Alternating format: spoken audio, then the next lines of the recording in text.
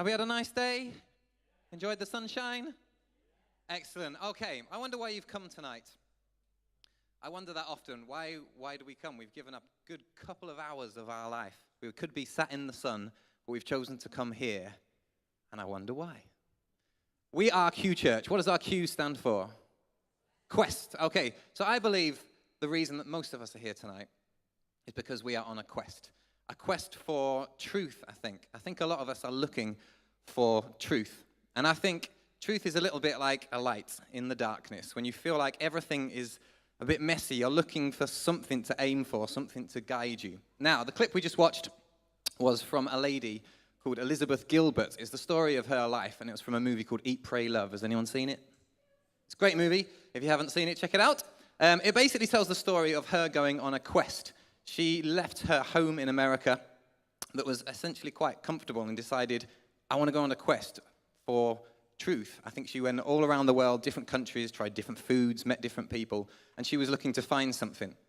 Now, last week, we learnt from the parable of the sea turtles. Anyone remember that? We showed the movie clip, or the video clip, of sea turtles lay their eggs on the beach.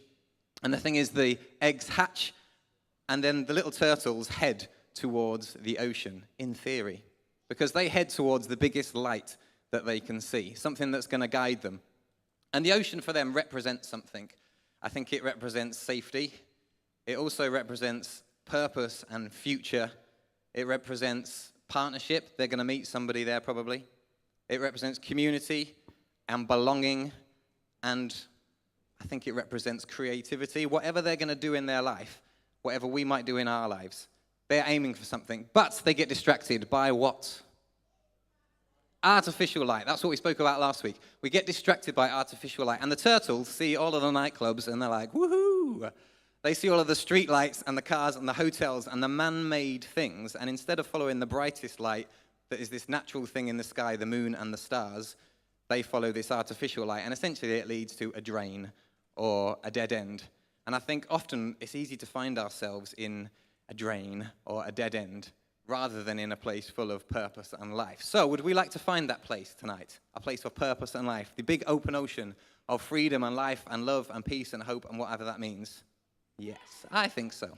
Okay, so I went to Africa when I was about 20, and something totally blew me away one night. I looked up in the sky, and we were a couple of hours from the nearest city, and I saw the Milky Way in the sky. Not a chocolate bar, like the actual Milky Way.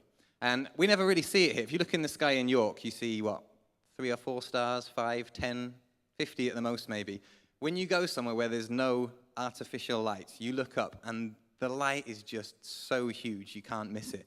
It totally blows you away. So what we want to do tonight, really, is have a think about what is the artificial light for us, and actually what is that true light for us. Because I believe that we're on a quest. So to make the most of the rest of the hour, I think it's important that we make a decision. I want to go somewhere, I want to discover something tonight, and I want all of this to inspire me. Now, to finish off, I just want to read what we've just heard at the end of that movie, because I think sometimes you need to hear things twice. Would you agree? Sometimes the first time you're like, oh, that was nice, but maybe it didn't really make its impact. So I thought we could have a little read together. So here goes.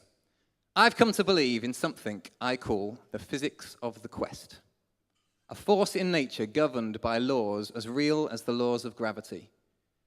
The rule of quest physics goes something like this. If you're brave enough to leave behind everything familiar and comforting, which can be anything from your house to bitter old resentments, and set out on a truth-seeking journey, either externally or internally, and if you are truly willing to regard everything that happens to you on that journey as a clue, and if you accept everyone you meet along the way as a teacher, and if you are prepared, most of all, to face and forgive some very difficult realities about yourself, then the truth will not be withheld from you.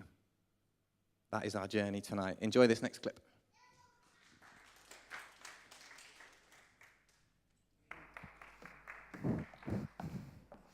Good evening, everyone.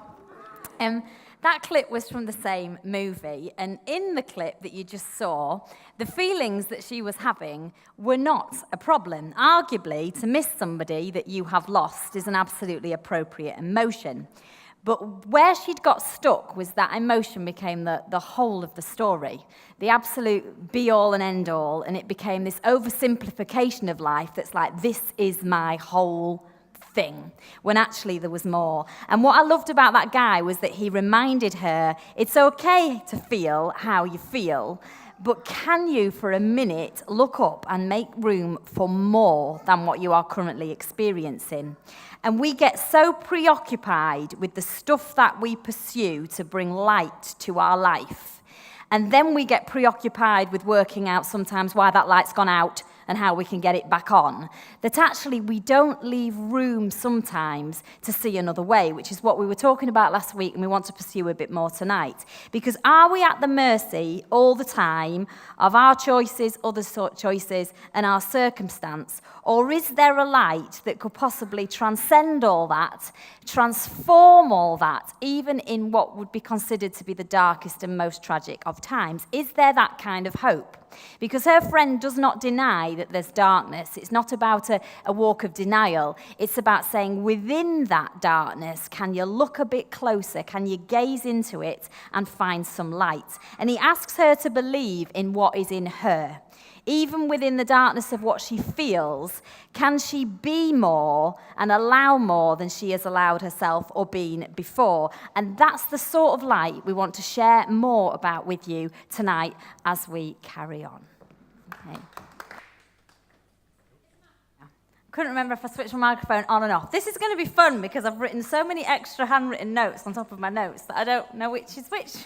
But I think that's partly because as I was thinking this through yesterday and today, to sum up how we begin to identify what is real light and what is artificial light, when the truth is most of the time within our experience, we just think, well, I can see something, is quite tricky to do. But I'm going to have a little go at giving you perhaps some tools that might help you begin to identify and take us on this journey to this light within.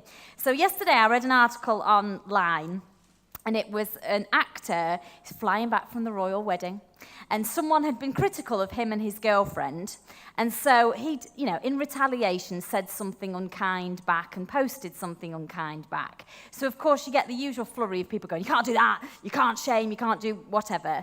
So he then deleted it and then decided to reflect on what he'd learned, and he was sharing with his Instagram followers what he'd learned from this experience. And he said one line, and when I read this yesterday, I thought, I like that. That's telling me something. He said this: believe pretty much nothing you read in magazines, good or bad. The machinery runs on misfortune and oversimplification. Now, when I read that, I was thinking, right, I know this links to this idea of artificial light, so I thought I'll follow this thought. Because actually what happens is someone puts something in print and everyone who reads it suddenly then decides, oh, they're an expert. I can now see that because somebody has given me this very simplified version of what's happened.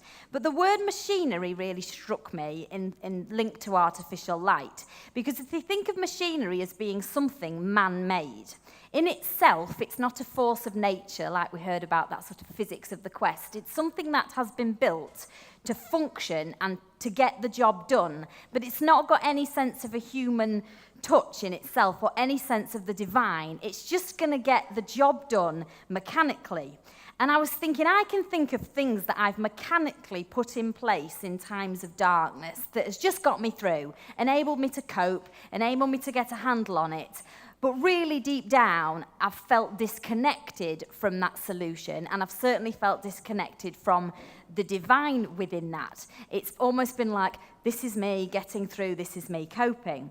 Now, I was thinking about it and thinking, if machinery really just creates stuff in my life, would I want my eulogy to read, I had a lot of stuff, I did a lot of stuff, I made a lot of stuff. And I'm thinking, that's not really what I want the story of my life to be. And then I continue to think, well, I don't really want a Facebook post or a Twitter comment to be a manufactured account of what my life is, somehow photoshopped with facts and faces that create, look at my life, look at how glowy it is, when really sometimes I feel sad. And sometimes I feel really lonely, and sometimes I'm finding things difficult. And neither do I want a religious expression to be one where I say, yes, I love Jesus, oh, look at me, I'm so holy, when sometimes I get so angry and so mad, it makes me churn. And neither do I want to tell you that I have all the answers when sometimes I still have many questions.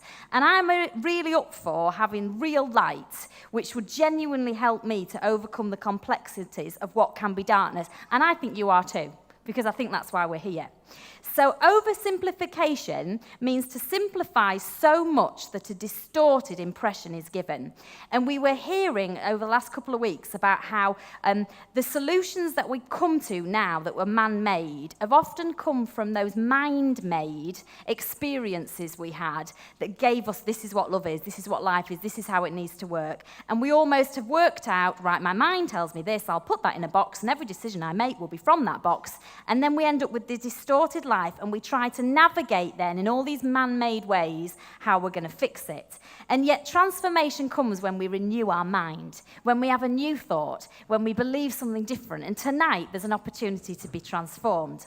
Because when we take on board those man-made solutions, we just get to obsessing of how we're going to fix what we see and hear and how to avoid the negative feelings that we don't want to experience. Now, these might be some of the things that we do, and I'm not being critical because I've done them all. So we'll Google for more information. I'm totally with you on that one, Richard.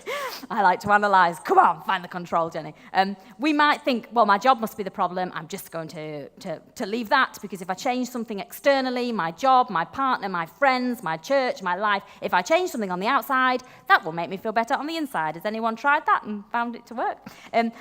We can hide in our work. We can hide in our addictions. We can hide behind our smiles. We're very good at that. We can pray for longer, because if I do right and be right and am right, I'm going to get a better answer. And we can hold on to stuff like hurt and anger to make us feel safe. But all these man-made solutions are things that help us to feel safe, but actually it can lead us to a real distortion, because the truth is life is not simple. And there's complexity and there's mystery for us all to navigate.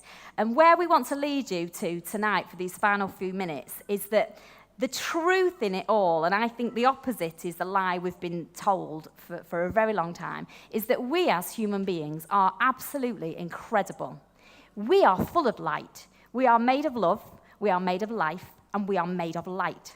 And the light that we are looking for in all of these dark times is actually the very light we find sometimes within the darkness that is us. It's within us. It's that place we have to go to and be with and settle with and face within ourselves to find a light within. And actually, religion will reinforce all the way that actually you're not incredible. It will tell you, be good enough or else you'll be in trouble. Be good enough or else you'll never get your miracle. And that's a big fat lie. Now, within us is love, light, and life itself. God is within us.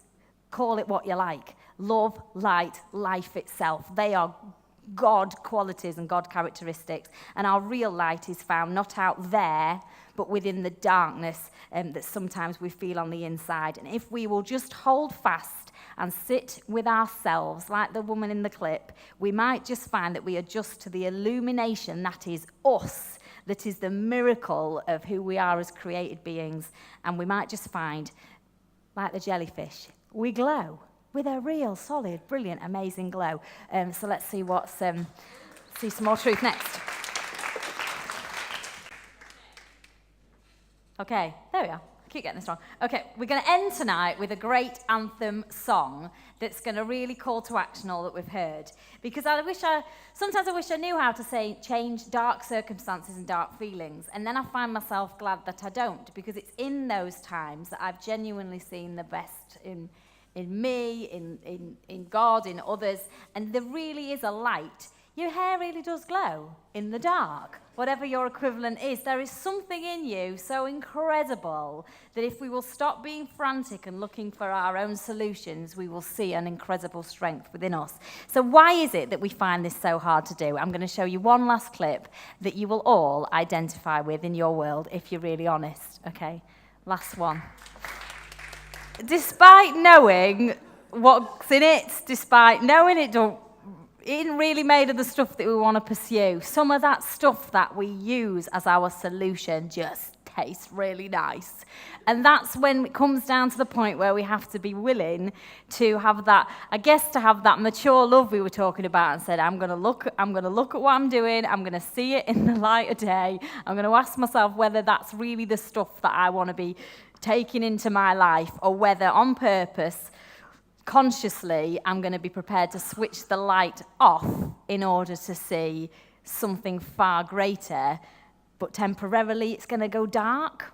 But once it has gone dark, you might actually find a true light that is well worth having. So, those giant problems that you're avoiding facing, let's face them, knowing that you can take them on because you are made of strong enough stuff.